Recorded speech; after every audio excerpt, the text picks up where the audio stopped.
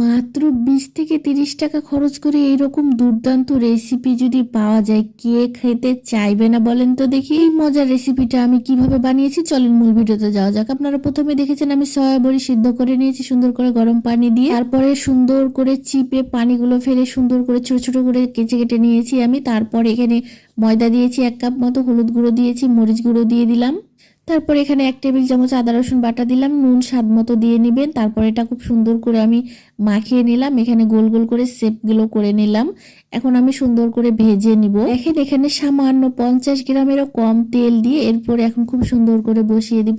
এটা হালকা করে আপনার লো আপে রেখে এটা হচ্ছে ব্রাউন কালার করে নেবেন। খুব একটা বেশি কালার করতে যাবেন না, তাহলে তেতো হয়ে যাবে। এইটাই কালারটা সবচাইতে বেশি বেটার। আমি এখন খুব সুন্দর করে উল্টাই নিব। জিনিসগুলো দেখেন দেখতে কি লোভনীয় আর কি দুর্দান্ত লাগতেছে দেখতে, খেতেও কিন্তু ভীষণ মজার ছিল। এই জিনিসটা আমার কাছে ভীষণ ভালো লেগেছে। তো এরকম 10 থেকে 15 টাকা সয়া বড়ি দিয়ে আপনারা এরকম মাংসের মতো ফিল পেতে পারেন যদি টিপসটা ফলো করে আপনারা বাসাতে বানাতে পারেন। তো অবশ্যই যদি ভিডিওটা ভালো লাগে লাইক কমেন্ট শেয়ার করে পাশে থাকবেন আর আমার চ্যানেলটাকে ফলো করে রাখবেন। ইনশাআল্লাহ আশা করি এরকম সুন্দর সুন্দর রেসিপি আপনাদেরকে আমি দিতে পারবো। তো সবাই ভালো থাকবেন, সুস্থ থাকবেন। আজকের মতো এখান থেকে বিদায় নিয়ে নিলাম। আল্লাহ হাফেজ।